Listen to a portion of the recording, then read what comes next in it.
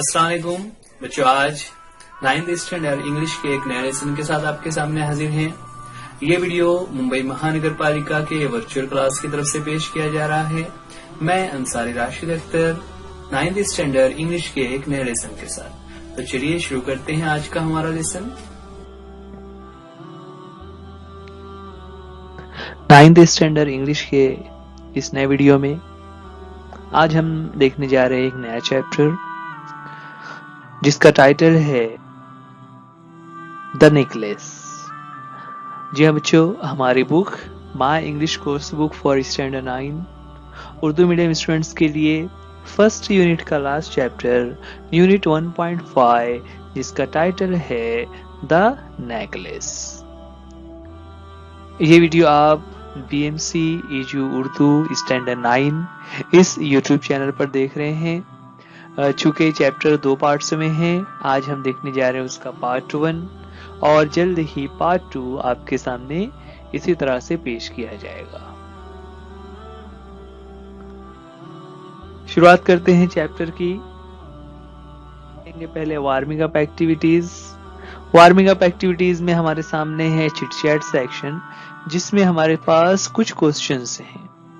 उन क्वेश्चन के आंसर्स आपको सोचने हैं, तैयार करने हैं और इस तरह से आपको लैंग्वेज को यूज करने का एक मौका मिल जाता है।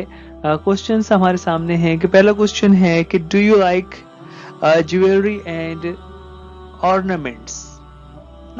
Ornaments and jewellery these are synonyms, यानी दोनों ही मीनिंग के लिहाज से सेम वर्ड से हैं। तो do you like jewellery and ornaments, क्या आपको ज्वेलरी या फिर ऑर्नामेंट्स पसंद हैं?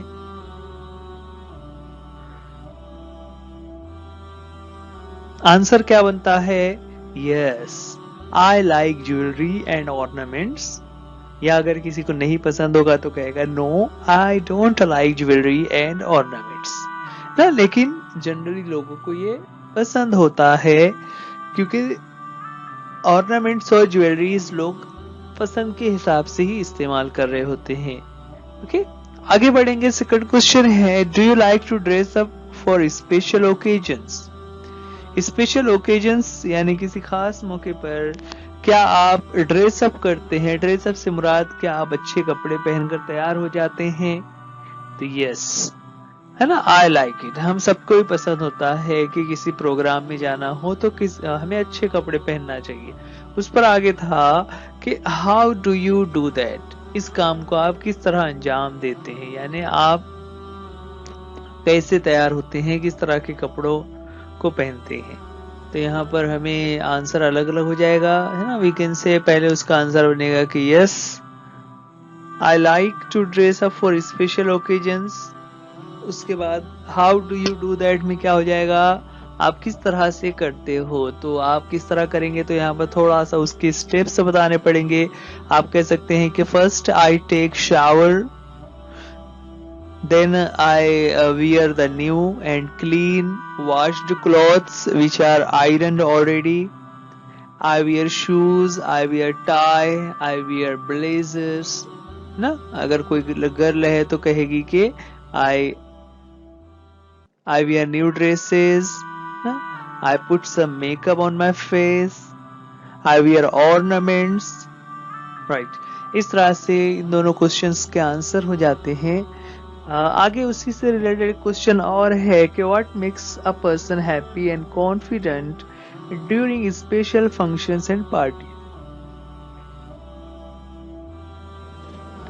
So what makes you happy and confident during special functions and parties, है ना। किसी स्पेशल फंक्शन में, किसी प्रोग्राम में जब आप शिरकत करते हैं तो कौन सी चीजें हैं जिसको करने के बाद you feel happy and confident.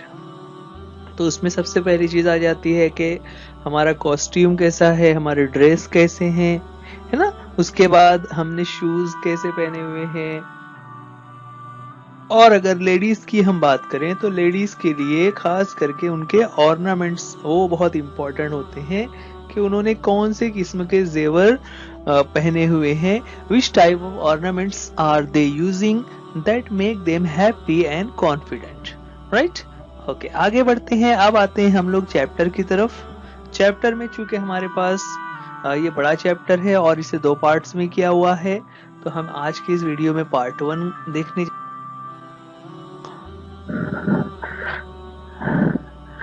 Part 1 of the chapter 1.5 the necklace. हमारे आज की स्टोरी का जो सेंटर कैरेक्टर है वो है Mathilde. Mathilde was a pretty and charming girl born as if by an error of fate into a family of clerks. Okay, Mathilde was, ये ना जो हमारी स्टोरी का सेंट्रल कैरेक्टर है Mathilde, she was a pretty and charming girl। ना वो बहुत ही pretty means beautiful and charming जिसे हम दिलकश कह सकते हैं ना, जो लोगों के साथ अच्छे से बिहेव करती हो, जिसे देखकर लोग खुश हो जाते हो, जिससे लोगों को मिलना अच्छा लगता हो, उसे चार्मिंग कहते हैं। तो she was a charming girl, यानी बहुत ही वो दिलकश और हंसमुख किस्म की लड़की थी। Born as if by an error of fate, और उसकी ये ऐसा लगता था कि एरर ऑफ फेट की बदकिस्मती से, जिसे हम कहेंगे ना, उसकी बदनसीबी ऐसी कि उसकी पैदाइश into a family of clerk, एक छोटे से क्लर्क के घर में उसकी पैदाइश हुई। यानी वो इतनी खूबसूरत और दिलकश लड़की थी, उसे तो किसी बड़े खानदान में पैदा होना चाहिए था, लेकिन उसकी पैदाइश एक क्लर्क के घर में हुई। She had no means of becoming known, understood, lord or be wedded to an aristocrat. And so she let herself be married to a minor official at the Ministry of Education. ठीक है, Mathilde के बारे में क्या बता रहे हैं कि she had no means of becoming known, understood or lodged, कि उसके पास कोई भी जरिया नहीं था कि लोग उसे नोन हो जाएं, उसे जानने लगे, अंडरस्टूड यानी उसको कोई समझे, एंड लव्ड और कोई उससे मोहब्बत रखे, या फिर to be wedded to an aristocrat. Aristocrat कहते हैं आला खानदान के लोग, है ना। आला खानदान के लोग से मुराद के जिसे हम लोग आज के जमाने में अगर कहें तो जिसे हम अमीर लोग कह सकते हैं, ठीक है। हाँ, पुराने जमाने में जब बादशाहों का निजाम था तो बादशाही खानदानों से ताल्लुक रखने वाले लोगों को एरिस्टोक्रेट कहा जाता था, जो एक शाही निजाम के अंडर में एक मर्तबा रखते थे। आज के दौर के हिसाब से हम कह सकते हैं अमीर लोग। तो उस चूंकि वो एक सिंपल सी गरीब घराने की एक क्लर्क के घर पैदा हुई वो लड़की थी, इसलिए उसकी ख्वाहिशात को कोई समझ नहीं सकता था। ऐसे में she let herself be married to a minor official at the Ministry of Education, के मिनिस्ट्री ऑफ एजुकेशन में एक क्लर्क के तौर पर काम करने वाला, एक छोटे से ऑफिशियल के तौर पर काम करने वाला एक शख्स था। उस शख्स के साथ, उस पर्सन के साथ मैथिल्डे की शादी हो गई। मैथिल्डे ने अपने आप को उसकी शादी में दे दिया ना, शी लेट हरसेल्फ, यानी उन्होंने अपने आप को दे दिया उनकी शादी। इस तरह से एक आम से नजर आने में शी ड्रेस्ड प्लेनली, उनके बारे में और बता रहे हैं कि she dressed plainly because she had never been able to afford anything better. वो हमेशा प्लेन कपड़े पहनती थी। प्लेन कपड़ों से मुराद यहाँ पर सादा किस्म के कपड़े वो पहना करती थी। क्यों? क्योंकि she had never been able to afford.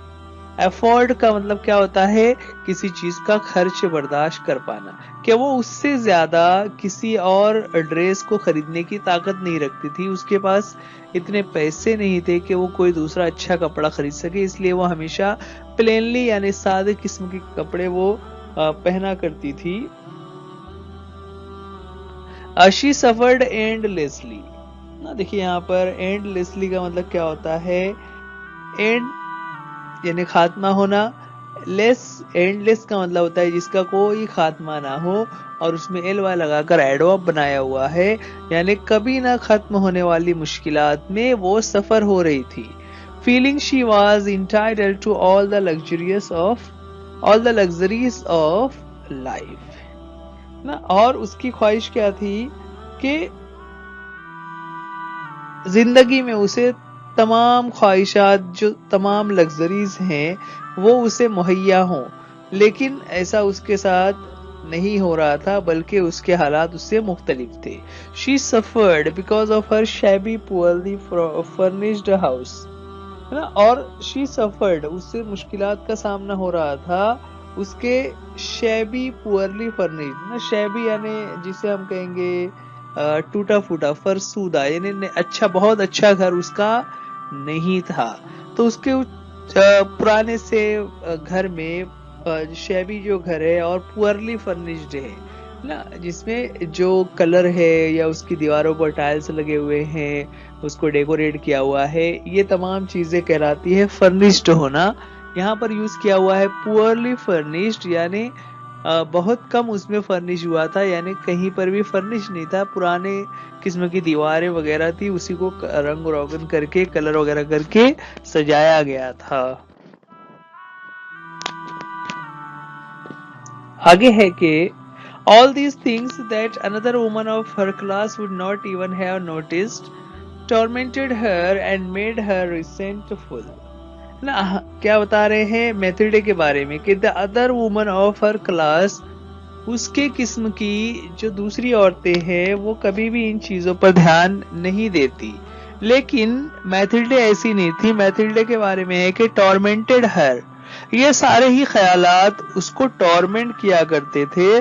Torment यानी क्या, किसी बात को लेकर बार बार एहसास दिलाना कि तुम तो ऐसे हो, तुम तो ऐसे हो, तुम तो ऐसे हो, इस तरह की जो फीलिंग होती है उसे कहा जाता है tormented.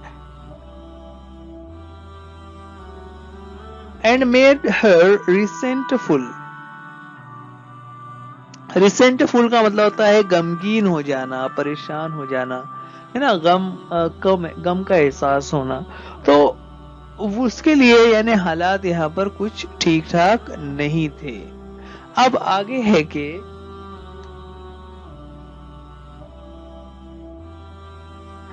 she dreamed of a grand palatial mansion with vast rooms, inviting smaller rooms perfumed for afternoon chats with close friends। क्या बता रहे हैं कि she dreamed of a grand palatial mansion ना, उसकी ख्वाहिश क्या थी, उसका सपना था कि वो, जैसा कि पिक्चर में नजर आ रहा है, इस तरीके का कोई बंगलो या कोई घर जो है तो वो खरीद ले, जहां पर बहुत सारे छोटे छोटे स्मॉल रूम्स हों, और उन रूम्स में वो अपने गेस्ट के साथ बैठकर बातें कर सके। इस तरह उसका एक ख्वाब का ये घर था, जिसे वो चाहती थी कि हमें इस तरह का। Yet she had no rich dresses, no jewels, nothing, and these were the only things she loved. ना, she had no rich dresses, उसके पास किसी भी किस्म के रिच ड्रेस नहीं थे। No jewels, nothing, ना ही कोई जेवर थे, कुछ भी नहीं था। And these were the only things she loved, और यही वो चीजें थी जिसे वो बहुत ज्यादा पसंद करती थी, जिसे वो खरीदना चाहती थी, इस्तेमाल करना चाहती थी। She wanted so much to charm, to be invade, to be sought after, है ना। वो इतना ज्यादा चार्म अपने अंदर पैदा करना चाहती थी कि जो भी उससे मिलेगा लोग उससे इन्वे करें। इन्वे करने का मतलब होता है रश्क करना, यानी उसको देखकर ये सोचना कि काश मेरे पास भी ऐसा होता। And to be sought after, sought after का मतलब होता है किसी चीज की तलाश करना, कि वो ऐसा बन जाए, यानी मैथिल्डे अपने बारे में सोच रही है कि वो ऐसी बन जाए कि लोग उसको तलाश करते फिरे और उसके होने से फायदा उठाएं। She had a rich friend, a former schoolmate at the convent, whom she avoided visiting because afterwards she would weep with regret, despair, and misery.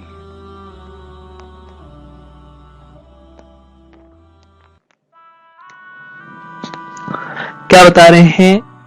She had a rich friend, है ना, उसकी एक फ्रेंड थी जो बहुत rich थी।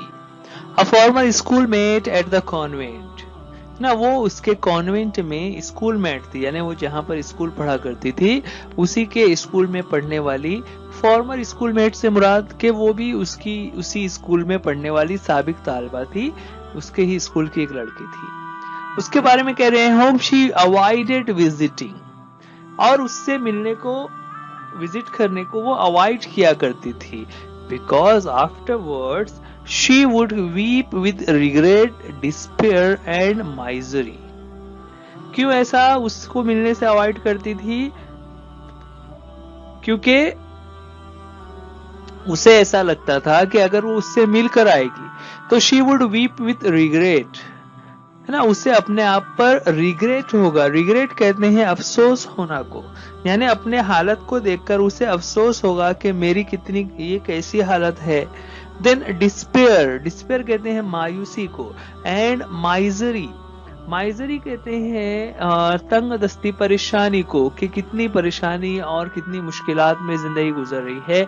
इन सब चीजों को सोचकर वो रोने लगेगी, क्योंकि उसकी जो फ्रेंड है वो बहुत रिच है, तो उसके पास तो तमाम चीजें हैं, लेकिन मैथिल्डे के पास ऐसी कोई भी चीज नहीं है जिसकी बुनियाद पर जब वो उसे देखेगी तो उसे रोना आ, उस रिच फ्रेंड से बचा करती थी। One evening her husband came home with an air of triumph, holding a large envelope in his hands. ठीक है, अब एक वाकया यहाँ से क्या हो रहा है कि एक शाम, one evening her husband came home, उसके जो हस्बैंड थे मैथिल्डे के, वो घर पर आए, और घर पर आने के बाद he was with an air of Triumph. Air of Triumph कहते हैं, ट्रायम्फ कहते हैं कामयाबी को, कि कामयाबी की खुशी जो है उनके चेहरे पर नजर आ रही थी। And holding a large envelope, और उनके हाथों में एक बड़ा सा इन्वेलप था जो उन्होंने अपने हाथ में पकड़ा हुआ था। लुक, ही सेड, आते ही उन्होंने कहा, देखो ये क्या है। Here is something for you, है ना, इसमें तुम्हारे लिए खास चीज है, तुम्हारे लिए कुछ है। अब जब हस्बैंड ने ये बात कही तो शौक हुआ कि आखिर उसमें क्या है। She tore open the paper and drew out a card on which was printed the words. ठीक है, she tore open the paper, उसने फौरन ही पेपर को फाड़कर ओपन किया। ओपन करने के बाद ड्रू आउट अ कार्ड, उसमें से कार्ड निकाला जिस पर लिखा हुआ था। क्या लिखा हुआ था? The minister of education and madam Georges Ramponneau request the pleasure of mister and madam Loisel's company at the ministry on the evening of Monday January 18। ना देखिए, यहाँ पर हम जो है आजकल हम देखते हैं मिस्टर एंड मिसेज, इस तरह के वर्ड्स यूज किए जाते हैं। यहाँ पर मिस्टर के लिए एम और मिसेस की जगह पर मैडम का MME यूज किया हुआ है। तो वहां लेटर में क्या लिखा हुआ था? लेटर में लिखा हुआ था कि जो मिनिस्ट्री ऑफ एजुकेशन है, जहां पर उनका हस्बैंड काम कर रहे होते हैं, वहां पर मंडे को शाम में 18 जनवरी को एक प्रोग्राम होना है, और उसमें वो क्या चाहते हैं, जो प्रोग्राम को ऑर्गेनाइज कर रहे हैं वह है द मिनिस्टर ऑफ एजुकेशन, है ना, एजुकेशन के जो वजीर तालीम यानी जो वजीर है, और उनकी वाइफ होगी मैडम जॉर्ज रॉम्पोनो। इन दोनों ने लॉजेल, मिस्टर लॉजेल और मिसेज लॉजेल को दावत पर बुलाया है ना, मिस्टर एंड मिसेज लॉजेल को उन्होंने दावत। Instead of being delighted as her husband had hoped, she threw the invitation on the table resentfully and muttered। देखिए अब यहाँ पर आगे सीन क्या हो गया कि जैसे ही मैथिल्डे ने उस लेटर को देखा, तो लेटर को देखने के बाद इंस्टेड ऑफ बीइंग डिलाइटेड ना, डिलाइटेड यानी खुश होना, कि खुश होने की इंस्टेड कहते हैं बजाय, खुश होने की बजाय as her husband had hope, जैसा कि उसके हस्बैंड जो है वो होप कर रहे थे, उम्मीद कर रहे थे कि ये इनविटेशन कार्ड देखने के बाद मैथिल्डे खुश हो जाएगी, लेकिन ऐसा नहीं हुआ, बल्कि उसने क्या किया, she threw the invitation on the table. उसने इनविटेशन कार्ड को टेबल पर थ्रीव कर दिया, फेंक दिया, यानी पटक कर रख दिया होगा। रिसेंटफुली ना, रिसेंटफुली यानी पूरी मायूसी के साथ।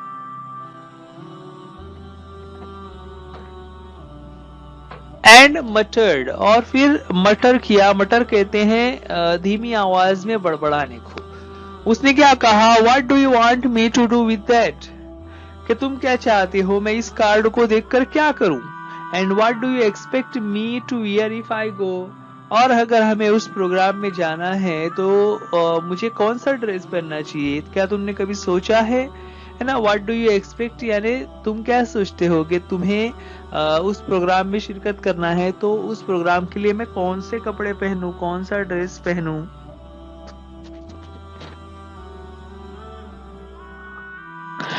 He hadn't thought of that. He stammered. अब देखिए यहाँ पर जो मैथिल्डे के हस्बैंड हैं उनके बारे में कि he hadn't thought of it, उसने इस बारे में कभी सोचा ही नहीं था।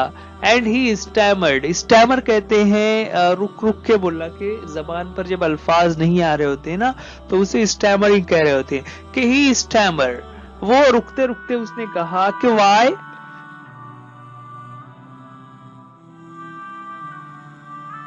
why the dress you go to the theater in, it seems very nice to me, है ना, जिस कपड़े को पहनकर तुम थिएटर में जाते हो उसी कपड़े को पहन लेना, मुझे वो ड्रेस पसंद है। He stopped, stunned, distressed to see his wife crying.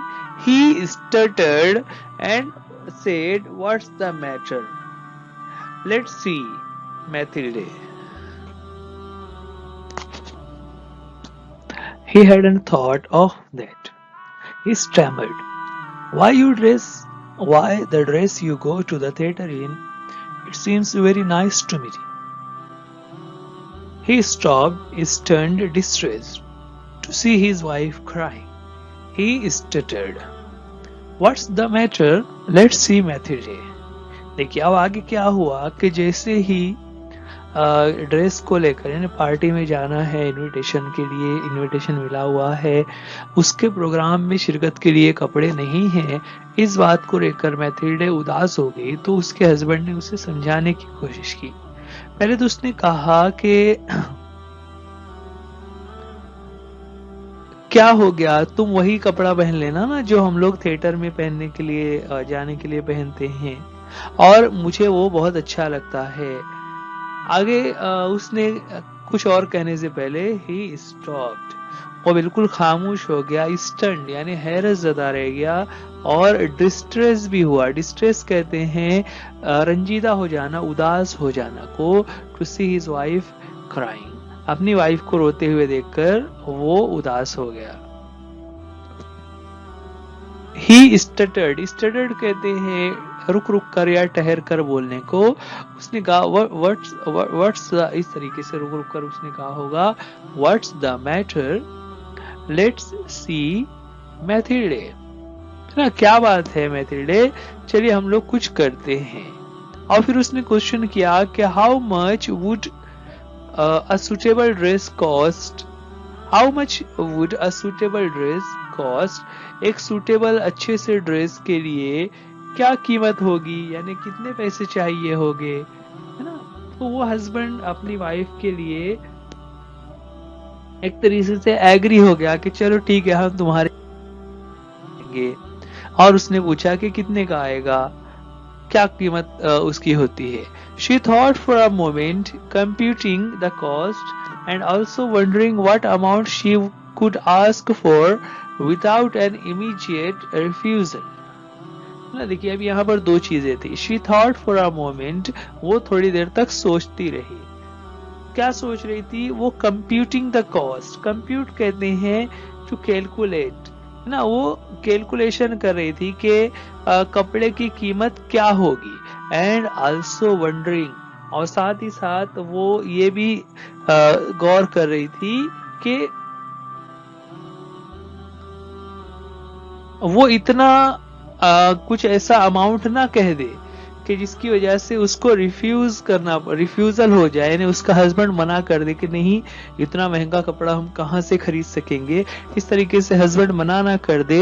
इसलिए वो सोच रही थी कि कितनी अमाउंट बताना चाहिए, कितनी रकम बताना चाहिए। At last she answered hesitantly,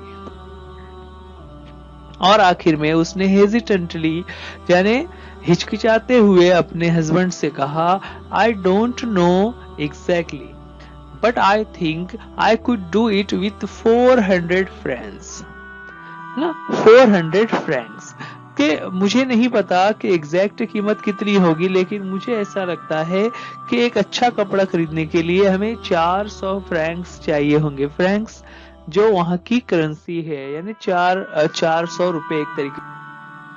उसने ये मुतालबा किया।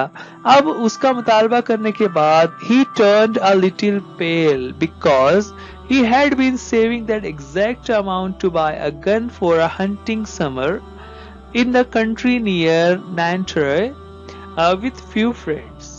देखिए अब यहाँ पर एक दूसरी चीज कि जैसे ही उसने कहा कि 400 फ्रैंक में उसके कपड़े आ जाएंगे, तो उसकी ये बात सुनकर जो हस्बैंड है ही टर्न अ लिटिल पेल, उसका चेहरा जो है वो पेल पड़ गया, मतलब उसका चेहरा उतर गया, मतलब वो थोड़ा सा उसका चेहरा लटक गया, वो मायूस हो गया। Because he had been saving the same amount, है ना, ये जो एग्जैक्ट 400 फ्रैंक उसने मांगे हैं वो उतनी ही रकम अपने लिए सेव कर रहा था, बचा कर रख रहा था, ताकि वो अपने करीब के ही कंट्री में, करीब के देहात में जाकर शिकार कर सके जब गर्मियों का मौसम हो, शिकार करने ना। देखिए यहाँ पर आजकल जब हम देखते हैं शिकार करना जो है वो उस पर पाबंदी लगी हुई है, लेकिन ये जिस जमाने की स्टोरी है उस वक्त शिकार करना एक किस्म का शौक हुआ करता था, एक किस्म का एडवेंचर हुआ करता था। लोग छुट्टियों में शिकार करने के लिए जंगलों में, पहाड़ों में जाया करते थे ना, लेकिन अब चूंकि जानवरों की तादाद घटती जा रही है इसलिए उस पर पाबंदियां लगी है। तो जो मैथिल्डे के हस्बैंड है वो अपने दोस्तों के साथ शिकार करने के लिए जाना चाहते थे, इसलिए उन्होंने अपनी एक गन खरीदने के लिए कुछ पैसे बचा कर रखे हुए थे, वही 400 रुपए उनके पास थे। हाउ एवर ही सेड, है ना, लेकिन उन्होंने कहा कि ठीक है, very well, I can give you 400 Franks, कि मैं तुम्हें ये 400 रुपए देता हूँ, but try and get a really beautiful dress, लेकिन तुम एक अच्छा सा खूबसूरत प्यारा सा ड्रेस खरीद लेना, यानी जल्दबाजी में कोई सा भी ड्रेस मत लेना, खरीद कर लाना। The day of the party drew near and madam Loisel seemed sad, restless, anxious, though her dress was ready ना। मैडम लॉयसेल मैथिल्डे का नाम है, जो लॉयसेल उसके हस्बैंड हैं, तो उनके हस्बैंड के सरनेम की वजह से उनको मैडम, जैसे मिसेज कहा जाता है ना, मिसेज जब हम कहते हैं तो मिसेज के साथ जो हस्बैंड का सरनेम होता है वो लगाया जाता है। तो यहाँ पर मैडम लॉयसेल यानी मैथिल्डे। तो the day of the party drew near, party का दिन करीब आ गया, एंड उसके बावजूद she seemed sad, restless, anxious, है ना, वो उदास नजर आ रही थी, फिक्रमंद भी नजर आ रही थी, रेस्टलेस यानी बेचैन थी। हालांकि दो हर ड्रेस वाज रेडी, उसका जो ड्रेस है वो तैयार हो चुका था, लेकिन फिर भी वो अब भी पूरी तरह से खुश नहीं थी। One evening her husband said to her, ना शाम के वक्त हस्बैंड ने उससे कहा, what's the matter, you have been acting strange these last 3 days, कि पिछले 3 दिनों से मैं देख रहा हूं कि तुम थोड़ा स्ट्रेंज बिहेव कर रही हो, तुम अलग तरीके से, बिल्कुल अजीब तरीके से बर्ताव कर रही हो, जब यानी तुम खुश नहीं हो। तो क्या बात है, तुम क्यों ऐसा बर्ताव कर रही हो, उसके हस्बैंड ने अपनी वाइफ से पूछा। उस पर मैथिल्डे ने कहा, she replied, I am upset that I have no jewels, not a single stone to wear, I would rather not go to the party. क्या कहा उसने? She replied, I am upset. है ना, मैं उदास हूँ. क्यों उदास है? That I have no jewels.